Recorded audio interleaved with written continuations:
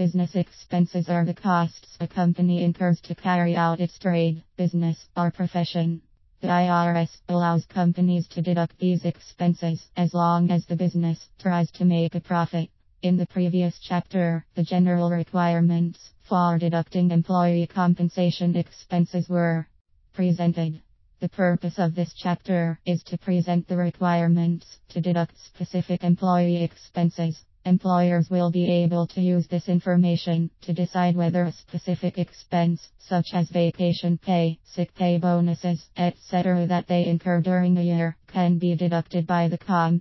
Employers generally provide employees with compensation in different ways. In this chapter, we will focus on both cash and non-cash payments made to employees and the deductibility of such items as business expenses. Cash payments. Bonuses.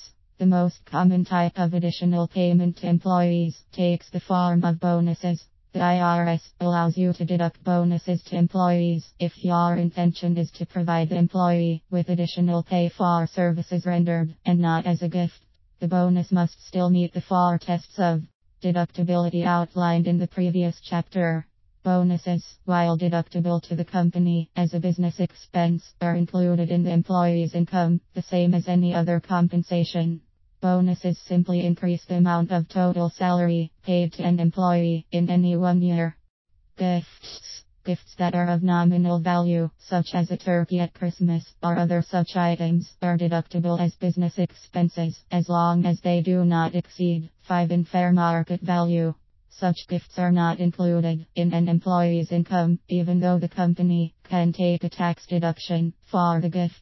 Since such items are classified as gifts, the employee does not need to perform any services for the item to be deductible to the employer. If the employer provides employees with gifts of cash, gift certificates, or other cash equivalents, these items are considered additional compensation no matter what the value is, and must be included in the employee's income. Accordingly, gifts should be in kind items and not cash or cash equivalents. Deferred compensation. Some employers pay their employees a fixed amount each pay period and defer some of the total compensation until the next year. This is generally referred to as deferred compensation. The deduction for this amount is based on the following. 1. Accrual method. Taxpayers can deduct the entire amount of compensation, including the deferred amount, in the year the employee performs the services for the company. This means that if the employee performed the services in 1 year, but the employer elected to defer the actual payment or part of the employee's salary until the next year, the employer can still deduct the payment in year 1. Such an arrangement is only allowable if a definite prior arrangement is made with the employee and the related party rules do not apply. 2. However, employers using the cash method can only deduct the amount actually paid in the year the services are rendered. Accordingly, any deferral of compensation to an employee results in a loss of a deduction to the company. There is a special rule for accrual method taxpayers regarding related parties. Employers are not allowed to deduct payments to related taxpayers until the amount due is included in the taxpayer's return. For this purpose, a related taxpayer includes immediate members of a family that own more than 50% of stock in the corporation. In these situations, the accrual method employer is placed on the cash basis for deducting deferred compensation. Thus, owners of closely held companies are placed on notice that deferred compensation agreements may create a tax problem with regard to the year in which the expenses can be deducted. Vacation pay. Another area that is common to most businesses involves vacation pay. This is an amount that you pay or will pay to your employee while they are on vacation. If the employee chooses not to take a vacation and you pay the amount anyway, it will be included under vacation pay. Amounts for sick pay or for holiday pay are not included in vacation pay. Employers under the cash method may deduct vacation pay as wages when the employee is paid, while employers on the accrual method can deduct vacation pay in the year paid if the amount is paid by year end or within 2 1/2 months after the close of the tax year. If the employer pays the amount later than 2.5 months after the year ends, the amount may be deducted in the year it is actually paid under the accrual method of accounting. A recent court case did allow the employer to deduct the vacation pay that was earned in 1 year, as long as the employer established a liability to pay it to the employee the following year. Miscellaneous expenses for meals and lodging of employees can be deducted only if they are considered ordinary and necessary and meet other business expense deductibility tests. The IRS has special rules for meals and lodging. The special rules were the subject of Chapter 1. Other expenses that may be deducted as compensation include monies the employer pays to employee for sickness and injury, minus any insurance settlement. These expenses are fully deductible to the employer and not taxable to the employee, as long as the reimbursement plan does not discriminate in favor of highly paid employees and involves only actual expenses, non-cash payments. Employers often compensate their employees in ways other than cash. Such payments can take the form of property, stock, or by directly paying an employee's expenses. These types of expenses are considered compensation expenses and are deductible, subject to special rules. As with cash payments, there are different rules regarding the timing of these deductions. Education expenses. Employers are able to pay the tuition for an employee who is taking courses not required for their jobs or not otherwise job-related.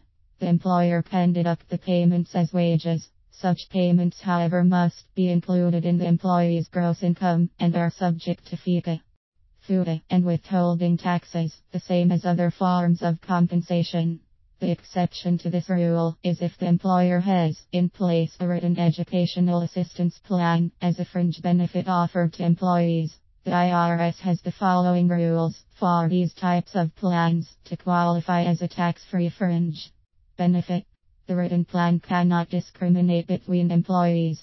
Not more than 5% of the total amounts paid or incurred by the employer for assistance during the year may be provided for shareholders or owners, each of whom own more than 5% of the stock or other capital of the employer. The plan cannot offer a choice between educational assistance and other compensation includable in gross income. The program is not required to be funded. Employees must receive reasonable notification that the written plan exists. The employer cannot deduct more than $250 per employee each year.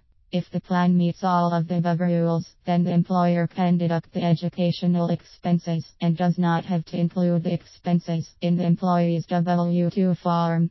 The employee does not have to take job-related courses to qualify under this exception. In addition to the above exception, when an employer reimburses an employee for educational expenses in job-related courses, the employer is able to deduct the expenses as non-compensatory business expenses. This type of expense is known as a working condition fringe benefit and is not included in the employee's income. Moving expenses. When an employer pays for an employee to move, the employer is allowed a deduction for the reimbursement to the employee of certain moving expenses. There are two different types of payments for employee moving expenses. 1. The first type involves expenses that may be deducted by the employee in computing his personal income tax owed, and 2. The second type involves expenses that the employee is not allowed to deduct. The employer treats the two types of moving expenses in different ways. When the employee is allowed a deduction for moving expenses, the employer does not consider the expense to be wages. The employer reimburses the employee and takes a deduction for a normal business expense. On the other hand, payments for moving expenses that the employee cannot deduct are considered to be income to the employee. Accordingly, the payments are subject to FICA, FUTA, and withholding taxes by the employer. The employer must treat this expense as payment for services rendered. In this manner, the employer is still able to deduct the expense. When an employer pays moving expenses, he is required by law to give the employee a statement describing the types of payments made on the employee's behalf. This statement will show the employee which expenses will be included in his gross income. The IRS provides a special form for this purpose. It is up to the employer to know the basis of the expense reimbursement to the employee for moving expenses on his personal income tax return. It is then up to the employee to report the income and deduct the expenses on his personal tax return.